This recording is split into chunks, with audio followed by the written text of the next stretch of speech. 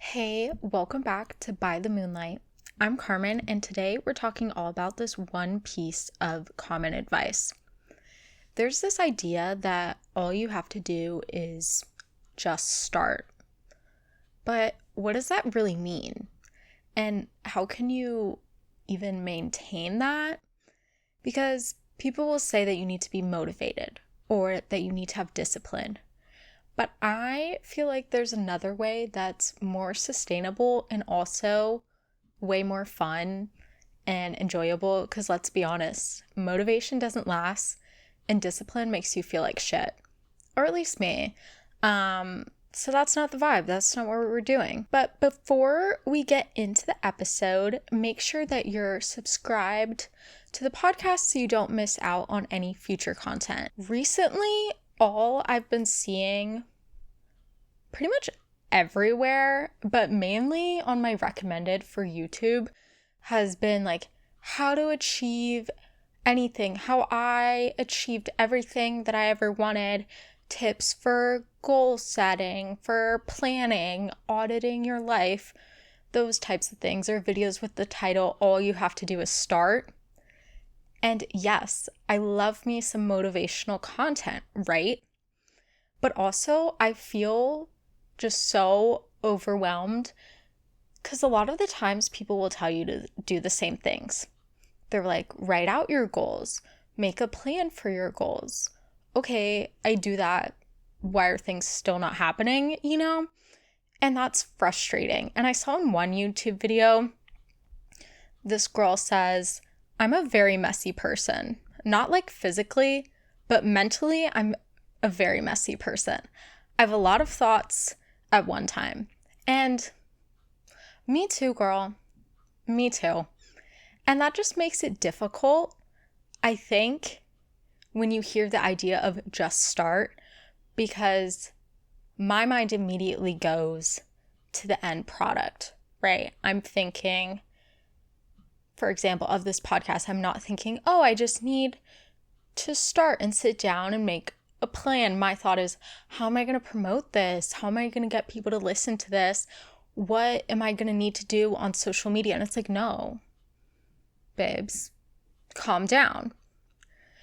But also at the same time, it's like low-key, these people that are saying you do need to start are right, because like if you don't start, you're not doing anything technically. If you're someone who's wanting to start something, again, let's say you had gotten into the habit of reading every night, but you kind of fell off over the summer and you want to get back into it. Okay, great. Me too, to be honest. My Goodreads goal was 60. We're currently at 30. I think I'm like 5 or 6 books behind. And yes, I think about it all the time. Anyway, but the longer we take to pick something back up, the harder it feels to start again. It's kind of like the idea, the longer that you're on the wrong train, the harder it is to get off. And that just goes to show, I just think the idea of when people say just start, they literally mean you just have to do something.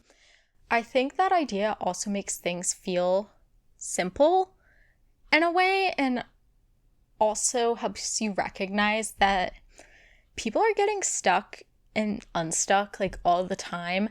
And the way people are getting back into it is by just starting. And once you just start, even if it's just a small thing, you're gaining momentum and that helps. But also, like, what if you're someone who's already started, right? You've done the first step. Okay, let's say for your hypothetical reading goal, you sat down, did a 10-minute timer, you've been doing that, and you still just haven't been consistent with it. Like, now what? It's like you started, now what? You made that first step. And this is where an idea that I saw on a TikTok from Bella Solonot, where she says, you're beyond the point of just start. Like, you're someone who's already on the path, okay? You've taken the first step. You've taken many steps, right? Like, you're doing the thing, So someone telling you just start is not helpful.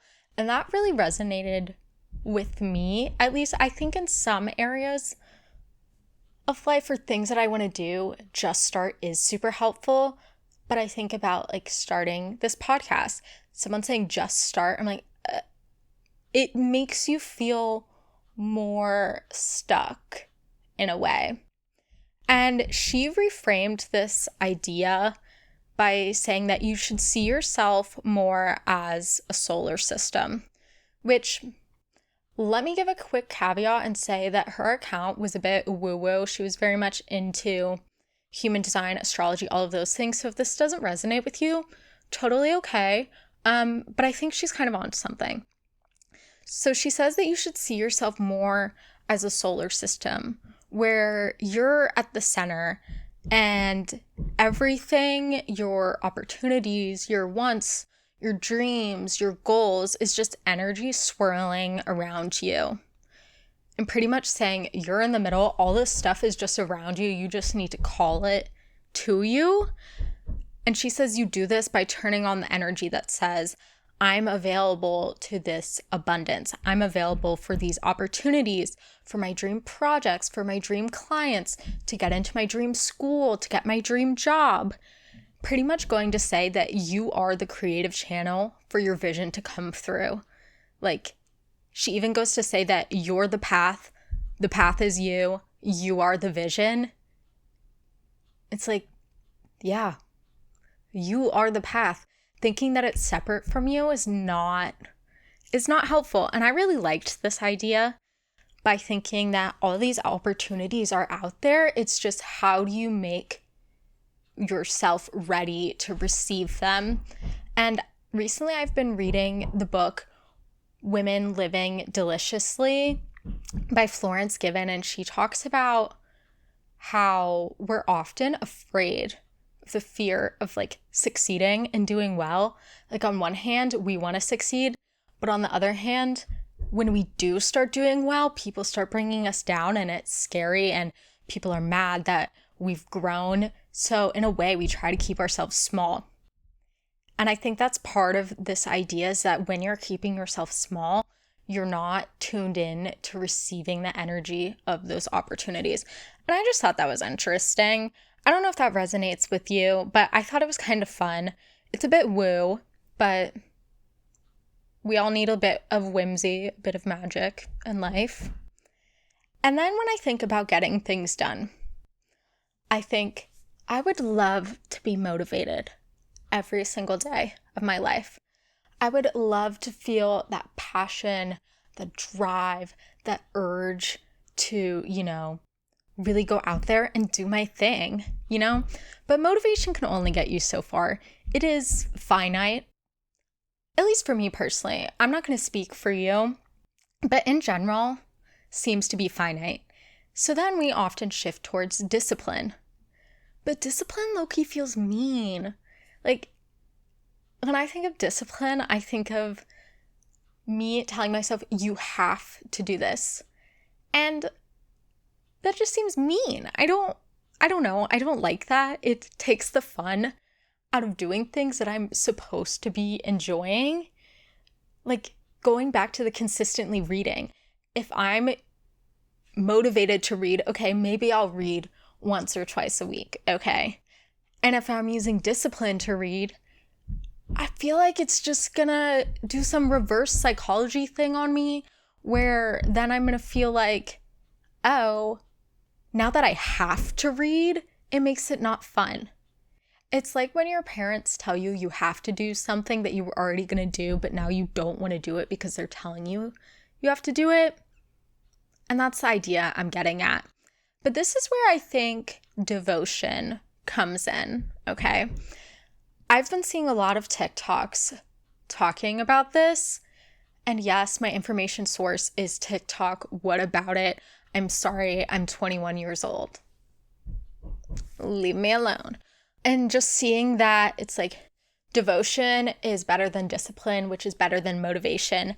And the Daily Victorian made a TikTok about this. She gives like life lessons while doing yoga. She is super magical. fully recommend. Anyway, but she says, devotion over discipline. You showing up for yourself is not a punishment.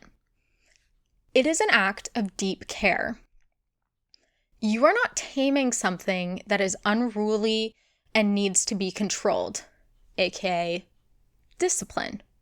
You are tending to something that deserves the care and effort it needs to thrive, aka devotion. That really hit for me because it felt like it validated my own personal feelings of discipline. Feels like I'm punishing myself, and I don't want to be punishing myself, especially if it's an activity that originally brought me joy or something that I had been wanting to do. Why would I want to feel like that? Also, why am I trying to control myself or police myself? Like that doesn't feel right, okay? So this idea of devotion really spoke to me because it's you taking care of yourself. And to me, devotion is pretty much discipline, okay? But it's reframed as less harsh. It's not focused on punishment, on you have to do something. Devotion is really reframing that consistency as something that you get to do, not something that you're forced to do or that you have to do.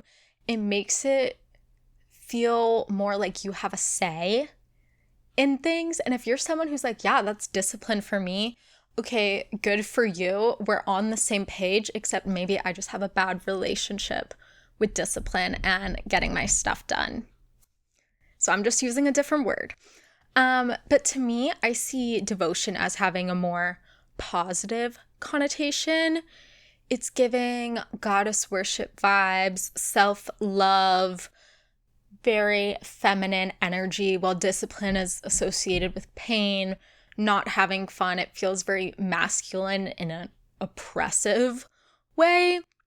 And honestly, going back to motivation is ideal, right? Like when you're motivated, you're like, this is the best day ever, but it's not realistic. It's a nice to have, but you can't rely on it if you're wanting to consistently get things done. Like if I relied on motivation to get through school, no work would be completed. Like literally none.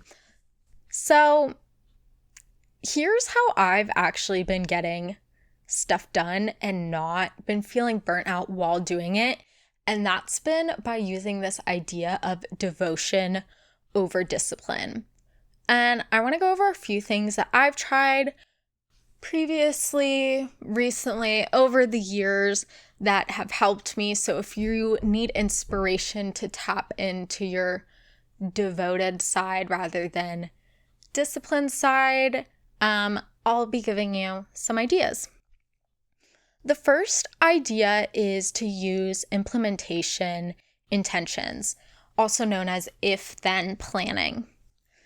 And discipline can feel rigid, and that's not super fun, but also devotion needs structure too. We're not saying that devotion lacks structure, but it can be softer and feel much more enjoyable. And one of the most proven ways to keep a habit alive is something called implementation intention, which is basically a plan that says if X happens, then I'll do Y. For example, if I pour my chai, then I'll open my laptop and spend 10 minutes on my schoolwork. Okay, if I finish dinner, then I'll set my phone down and read for 30 minutes. Right? So pretty much you're giving yourself a task that you already do, that you already know that happens, and giving it a little extra of this is the cue, this is what I'm doing. It's related to the idea in Atomic Habits, which is called habit stacking. I read this book last year, but honestly, it was super helpful. If you haven't read it, read it. But the idea is similar where you're using habit stacking, but with more sensory anchors. So this is stacking habits with things that you're already doing. things that you're already experiencing. In this specific case, when we're focusing on the sensory side, we're attaching the habit to a sensory signal to ground the body. And this is one way to make devotion feel sustainable by pairing it with something that already feels like you're taking care of yourself, that feels like an act of self-care. So instead of habit stacking around logistics like the if-then planning, which is great and lovely and is super helpful, but you could also try stacking devotion on acts of care you're already completing. For example, you do, after I stretch in the morning, then I'll film one TikTok draft. After I brush my teeth, I'll record a podcast episode. After I light my favorite candle, I'll journal for the next 30 minutes, okay? Whatever sensory experience you're doing and want to anchor it to, do it. And this can be some smell, sound, something that you're experiencing. It doesn't have to be a big thing. It could literally be like your morning tea, or when you put on your face mask, the feeling of having the mask on your skin, which also that one kind of combines the if-then and this habit stacking of having a physical act and also the sensory element of it. Pretty much the idea is that you're just anchoring the habit to something sensory. So it doesn't feel like you're hustling, that you're trying to put in an extra amount of work. It feels like an act of self-care. And the goal is to make your practice of whatever you're doing, whether that's reading your book before bed or starting a new project, but you want it to make it feel like a place that's safe, a place that your nervous system wants to return to, and it can say, okay, I had a good experience with this last time, I'm safe to return back to it, instead of with discipline where it often feels volatile and maybe not so fun to go back to. So there's just a thought. Another thing that I've been trying and that my parents always told me about was this 10-minute rule, which is actually a CBT-based procrastination tool. And I was always told to do this when I didn't want to do something. Specifically for me, it was usually like clean your room or something, where my parents were like, okay, just set a 10-minute timer to clean your room and do as much cleaning as you can in 10 minutes. You're just agreeing to a minor time frame. It doesn't feel like a lot. And you're giving yourself the time to start. And by the end of it, you'll either feel like, okay, I can actually keep going and get more into the task, or it's like you already got 10 minutes of stuff done, so you did something. And this technique is used to reduce avoidance. And I want to clarify that devotion doesn't always mean you want to do something.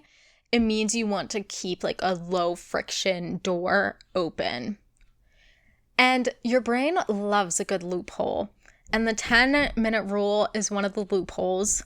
So if you're resisting something, like I said, just tell yourself, I only have to do it for 10 minutes. And then after that, I can stop. I did the thing, I tried it, it's fine. But usually, once you start, you're gonna wanna keep going.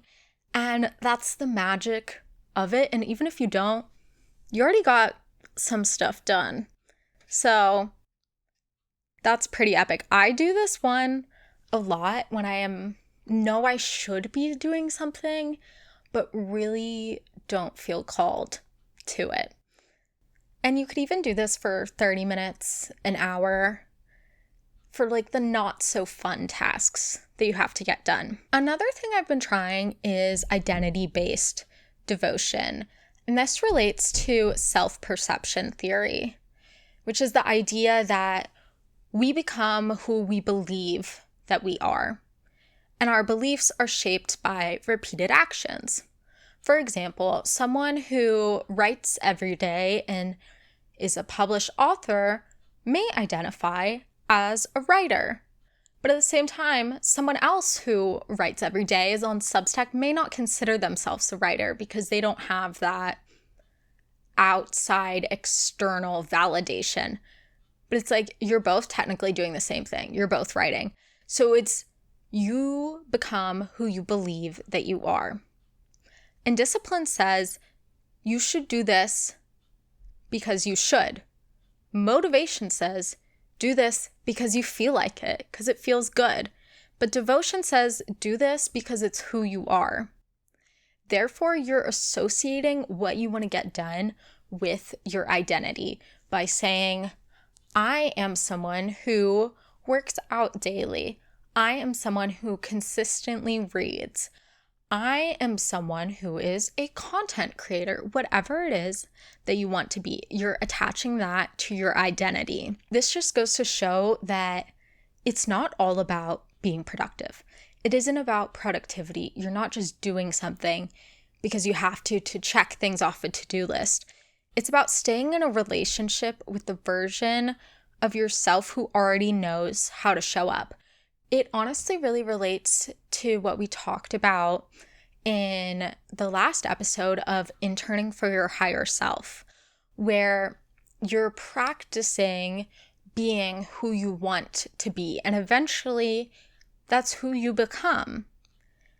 And some things that you could be saying to yourself would be like, I'm the kind of person who makes time for her voice to be heard. I'm the kind of person who finishes things, even if it takes longer than I expected. I'm the kind of person that compliments others and brings them up. Whatever it might be, you're saying it as part of your identity, not as just something that you do. You're therefore associating these tasks with, I guess, the kind of dream future self version that you want to be. And I really like this idea, and I think this is something that would be good to tap into if you're looking for some internal reflection time, maybe doing some journaling with the question of, who do I want to become? Who do I see as my future self? What is she like? What does she do? Who is this person? And what's one thing that she might do today? As in, what's some way you could embody her today, even if you're not there? And I kind of tried this the other day. I saw tell ChatGPT who you want your future self to be, and then it'll describe a day in your dream life and things you can start doing right now.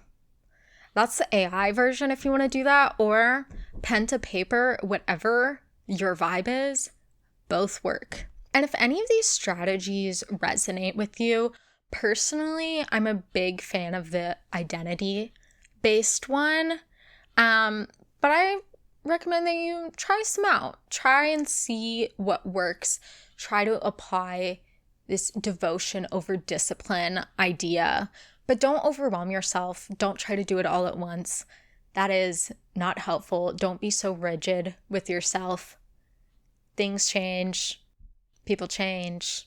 It's okay to be gentle with yourself, but just take that first step today, even if it's just doing that journal prompt, or even just sitting and reflecting and thinking about, who do I want my future self to be? How can I embody that? And also let me know, what do you rely on to stay consistent, to get stuff done, to be productive, to be who you want to be? Is it devotion? Is it discipline? Is it motivation?